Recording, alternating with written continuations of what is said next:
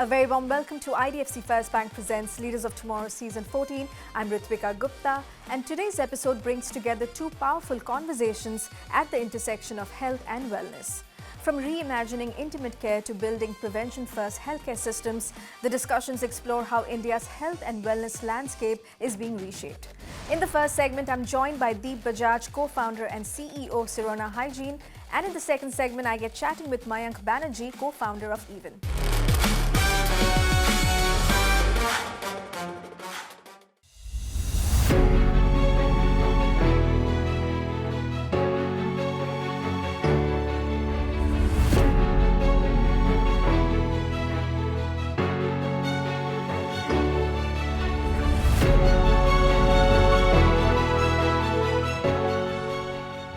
Thank you so much, Deep, for joining us today. Likewise, thank you so much for having me over. Now, Deep, most founders dream of building a company and eventually exiting it. You did that, but then you bought the business back. What made you return to Sirona after the acquisition? Well, I think for any business, from my point of view, there are four large pillars, for whom you build the business. There are customers at the core. You have your team members, you have your shareholders, and then there is you, like the founder pool. Our reason of selling I thought that all four of them were going in very good hands, or they would have played their part. For instance, in terms of our customers, we were a young, growing startup, and our partners were a very well-funded group. They had some great investors, and they had a very good mix of online and offline presence. And I thought for us, it'll be a dream for me and Mohit both if our products, because most of them are innovations for the country. We are looking at Pee Buddy, which helps women stand in pee. We are looking at Sirona menstrual cups, which is an alternate to pads. And by then, we had about 1 million odd customers using the cups. I thought with the Good Glam's network, we can make a huge impact. And it happened also for the next couple of years, from 1 to almost 5 million women ended up using the cups. Now, the reason to buy it back were precisely all four at some point started to suffer. And I couldn't let, I spoke to Mohit and we realized that the brand still had a lot of customer love left while our sales had plummeted. But we couldn't see the brand and the team suffer. So we decided to buy it back. And I also think both me and Mohit had some fight left in us to revive the brand again. So that's why we bought it back. So yes, full circle. So Deep, Sirona started by creating categories that barely existed in India, from menstrual cups to intimate hygiene products. How do you identify opportunities that consumers aren't openly talking about? Anything which was taboo and not addressed, we saw that there was an opportunity to solve that problem. And one thing led to another, so today, right from puberty to menopause, Sirona has come up with a lot of innovations, and all of them, I would say, out of 40, 10 products, I would say, are somewhere customers have come in and told us that this doesn't exist, So how we spot opportunities by just reading, I think, on what solutions women are seeking online. There are multiple forums where, women are trying to look for solutions. You look there, you talk to your own customers. And if you don't want to go that far, just talk to 10 women in your life on what issues are they facing. And I think we're still scratching, the surface, even at Sirona. There are 100,000 problems that we can still solve in this journey, puberty to menopause journey for women. So let's zoom out a bit. India's personal hygiene and wellness market has evolved significantly over the last decade. What are the biggest shifts you've observed in consumer behavior, and where do you see the sector headed next? Now, what this internet is doing is it's making you connect with your customer who's searching for a solution in the remotest part of the country directly one-on-one.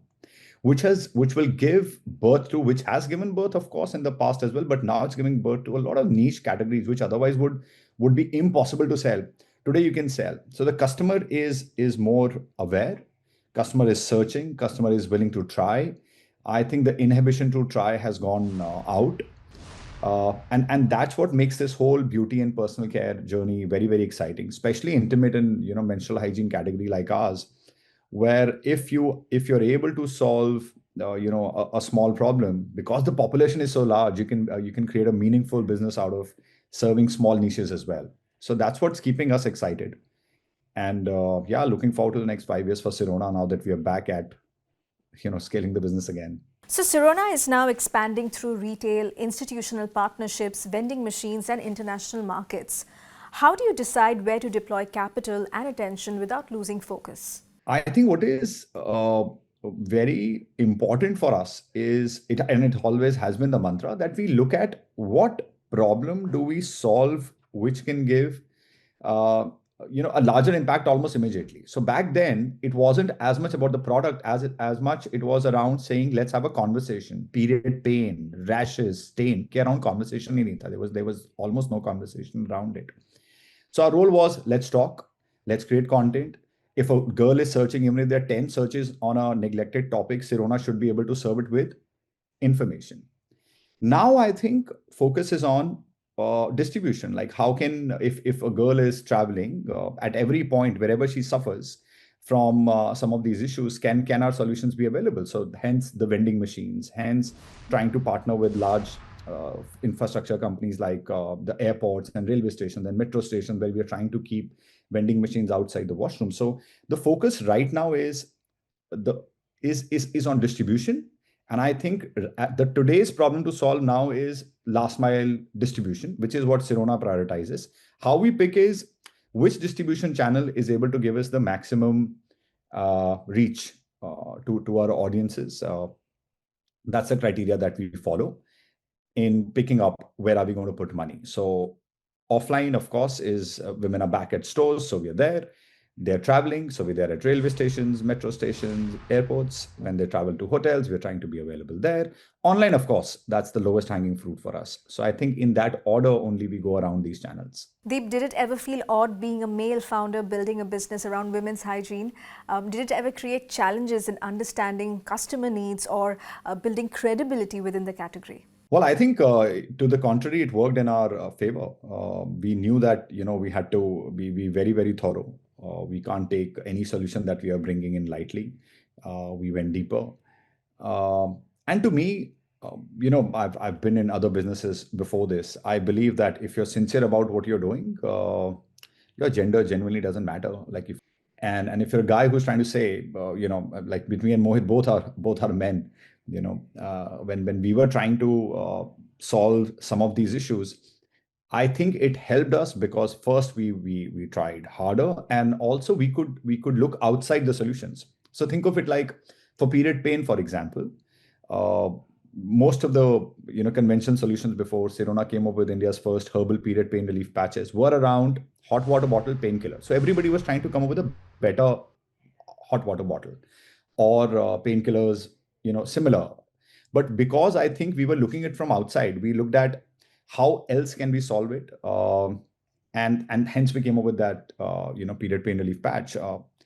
So I think at times it helps that you're not you're not the same gender as far as usage of product is concerned. Uh, I think my consumers don't care. In fact, I have seen that I think men have more problems with me being a man trying to solve this than women.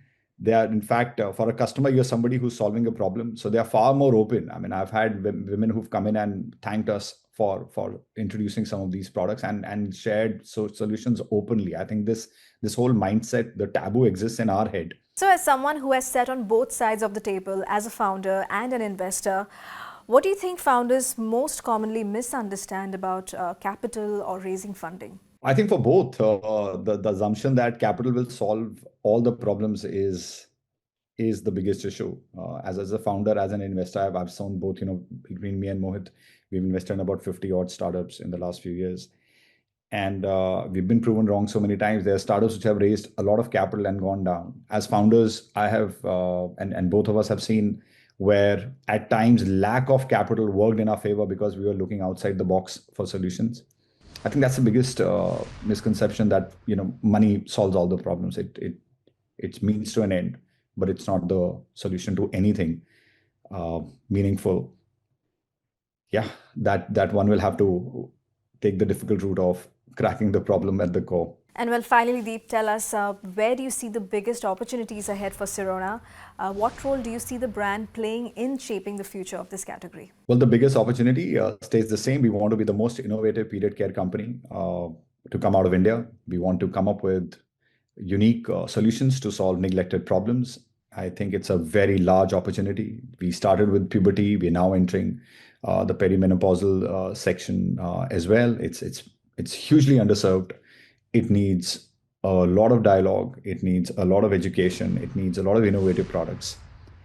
And we are fairly excited that we should be able to help our consumers solve this end of the problem as well. So that's the opportunity for us. Well, this was a wonderful conversation, Deep. Thank you so much for your time. Thank you so much for having me. Thanks. It's time for a quick break here. We'll be back shortly. Stay tuned.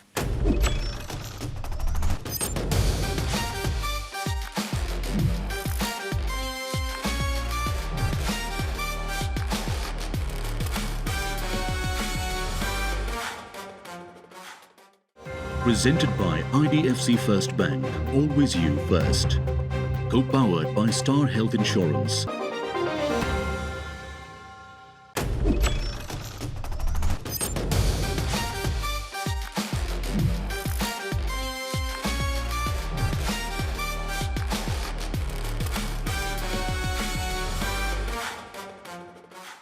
Welcome back to IDFC First Bank presents Leaders of Tomorrow Season 14. In this segment, we speak to Mayank Banerjee, co-founder of Even, on rethinking healthcare through a prevention-first model.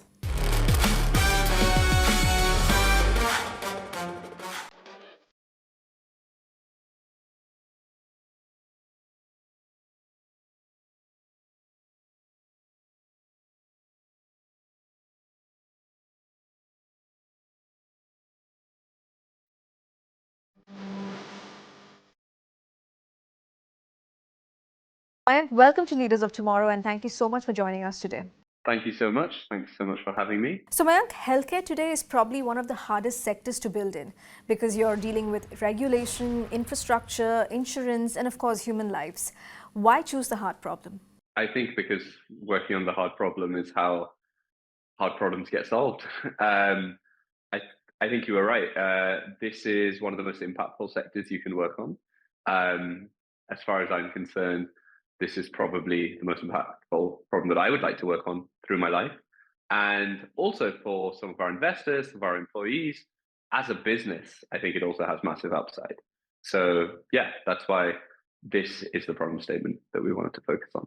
So Even sits at the intersection of healthcare, insurance, and technology. For someone hearing about the company for the first time, what exactly is Even building that doesn't exist in the traditional healthcare system today? Even is essentially trying to build a healthcare system that is explicitly incentivized to actually keep you healthy and keep you out of hospital in the first place. We do that by partnering with multiple insurance partners who obviously have a financial incentive to try and cut down your healthcare costs, and also building out our own hospitals and working with our own team of doctors who also end up having that same kind of incentive. Technology is the layer that kind of cuts across the entire system that we're building and ensures that from a patient and a customer point of view, you get access to high quality, seamless healthcare that is very concerned about trying to actually avoid a hospitalization in the first place.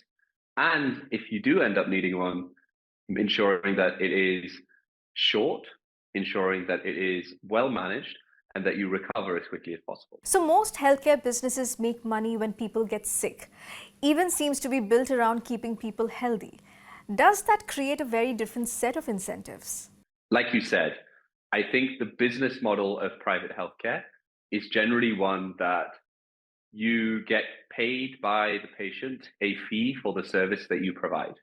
And to some extent, the more complicated the service, the higher the fee that you get.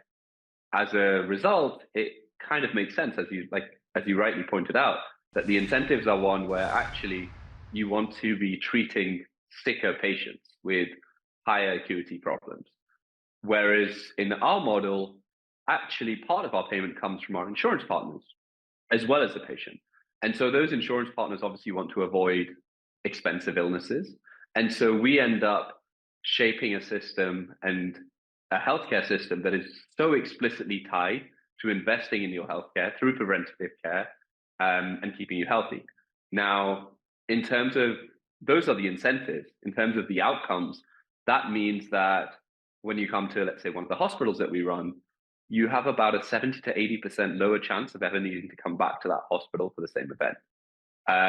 We have been able to cut down actual incidence rates at our hospital, so admissions for fever and medical management cases by 50%. Recoveries are better, patient outcomes are better. It sets in motion, those incentives set in motion a series of outcomes that we think are significantly better for the patient and also really good for our insurance partners, which then they're able to pass through as lower premiums. So Mayank even now serves 2 lakh members across 10 cities. What has been the biggest driver of growth so far? The biggest driver of growth has undoubtedly been word of mouth. This is an industry that historically has been around for decades and grown and compounded through excellent patient outcomes at some of the top chains. We believe that that is the absolute bedrock. If patients and customers find that you're able to look after them, they will tell their friends, they will tell their family, they will tell their loved ones, because obviously that you want the best for your friends and family as well. So about 50% of our growth actually comes from direct, just word of mouth and referrals. And that's probably one of the areas that we're proudest of. So you've now launched your first hospital and you're building physical healthcare infrastructure alongside digital services. Why was it important to own parts of the healthcare experience rather than remain a purely tech-led platform? I think technology is incredibly important to what we do. But at the same time, we're dealing with patients, we're dealing with customers, we're dealing with human beings. Digital health can take you so far. And actually, we handle between 50 and 60,000 episodes of care digitally every month, where we are able to be a convenient touch point for our customers. But sometimes those customers, those patients, do need physical interventions. And we realize that if the entire ecosystem seems to be built around a certain set of incentives, it was very hard to rely on that same ecosystem to behave the way in terms of clinical protocols that our model and what we believe in kind of requires. And so the only solution was to do it ourselves. So technology has transformed banking, commerce and communication. Has it been slower in healthcare? And what role do AI and technology play in the future of care delivery? I think technology is incredibly pervasive in healthcare.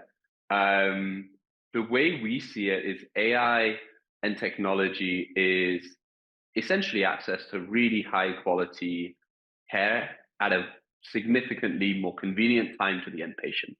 So if the doctor is not available, we have a team that you can, if it's midnight and you physically can't go to a doctor clinic or indeed one of our hospitals, one of our team is available for you to walk you through whatever you might need to give you peace of mind so that then, if necessary, we can even arrange an ambulance to come and pick you up.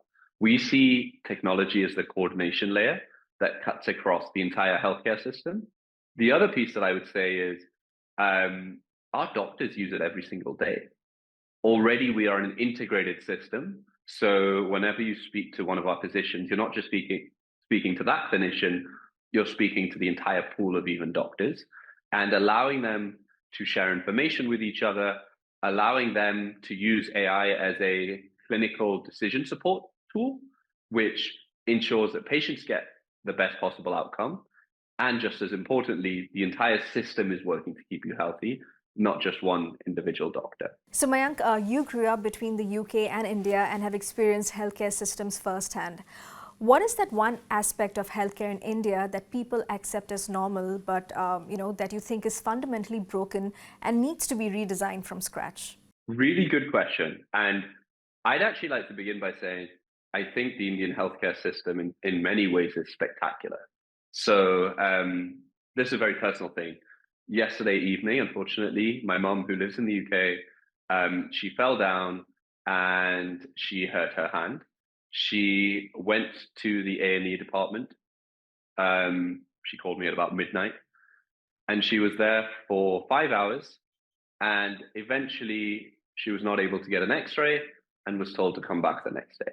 Sure. Whereas I think in India, if you need high quality healthcare access, especially if you can afford a way to pay for it, you can get it near instantly. And I think that is why India has the opportunity, just from the fact that it's very much patients first, is something that I think the Indian system should be very proud of. One area that I think about a lot, and indeed what we are working on, is how can you ensure that the system is actually incentivized to keep you healthy? So not just if I need it, I can get access to healthcare, but rather how can you get that entire wider system and pool of doctors and hospitals and clinics and radiology setups to be focused on minimizing the amount that you spend and the amount that you need. And we think that that's what we're doing at Even, and we're hoping to scale it up beyond Bangalore and all over India very soon.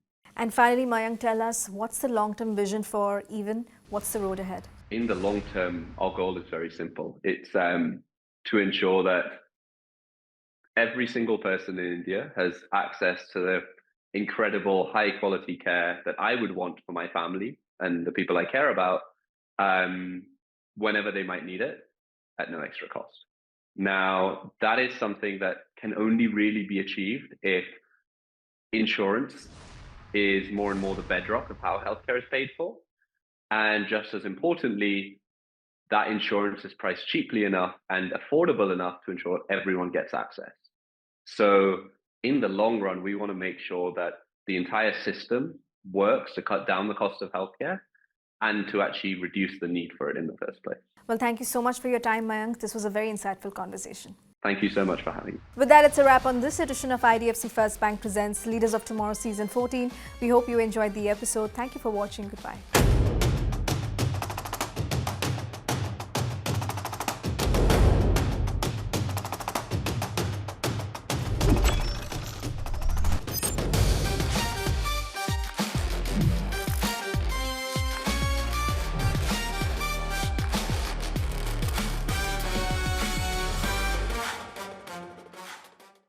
Presented by IDFC First Bank, always you first. Co-powered by Star Health Insurance.